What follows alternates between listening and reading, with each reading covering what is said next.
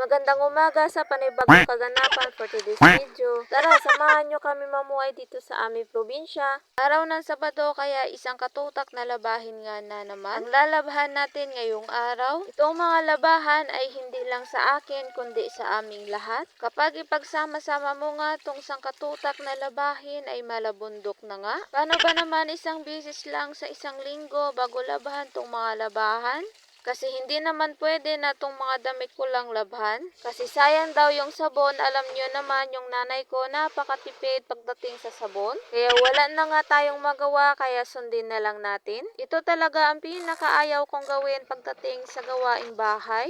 Kahit kusutin o washing pa yan. Pero wala naman tayong magawa. Kung hindi naman tayo maglaba, wala naman tayong masusuotin. Kung pwede lang nga sana magbahag ay why not ba? Charis! Napakaganda nga yung silak ngayong araw. At sana nga lang hindi umulan ngayong araw at hindi sayang yung effort natin. At para matuyo agad. Kasi kadalasan talaga kapag naglalaba ako, doon naman umuulan. Parang tayo lang din may tuyo. Ang ganda ng mood tapos maya bad mood na. Parang yung panahon din, maaraw tapos maya uulan din. Buti pa to mga senyoritas at senyoritos ko ay ang sarap ng tulog. Pagkatapos ko ngang banlawan tong mga damit, isasampay ko na nga rin ito at para matuyo agad.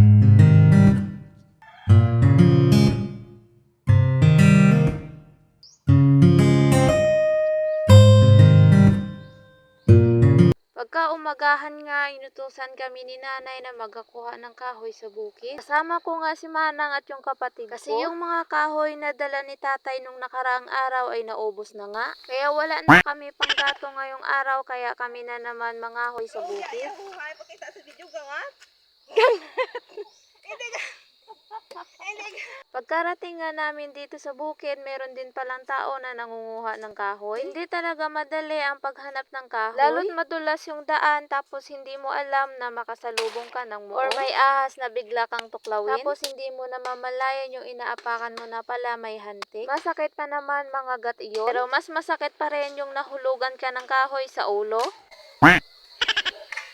O diba ba kasi Manang yan Reyna ng kangayong. Bali yung mga kahoy na pinagkukuha namin ay sari-sari. Pero ang San Pedro, may Germelina. Kung ano lang yung makita namin, yun na yung kinukuha namin. Basta't patay na yung mga kahoy. Minsan kapag naubusan kami ng panggatong sa bahay, yung ginagamit namin ay yung mga paklang ng nyug. Tapos yung mga gangat na makukuha lang sa gilid-gilid ng bahay o kaya bagon. Pwede naman kasi yun ipanggatong basta't makakaluto lang ng kanin. Nagpahinga lang kami saglit bago kami umuwi ng bahay. Sina auntie nga ay nauna nang umuwi sa amin. Itong kapatid ko nga ay nahihirapan sa dinadala niyang kahoy. At atat na siyang umuwi ng bahay kasi baka hindi na umabot sa banyo. Alam niyo na kung ano ang ibig sabihin nun? Naabutan nga namin sina auntie dito sa baba. Matanda o bata pa yan, basta't walang kahoy na panggatong, ay siguradong sa bukid na yung punta. Napakaganda talaga ng tanawin at napaka-fresh na simoy ng hangin dito sa probinsya. Pagkarating nga namin dito sa bahay, pinagputol-putol na nga nila yung kahoy para mapatuyo na sa init. So hanggang dito na lang mga mare. Thank you for watching. Babush!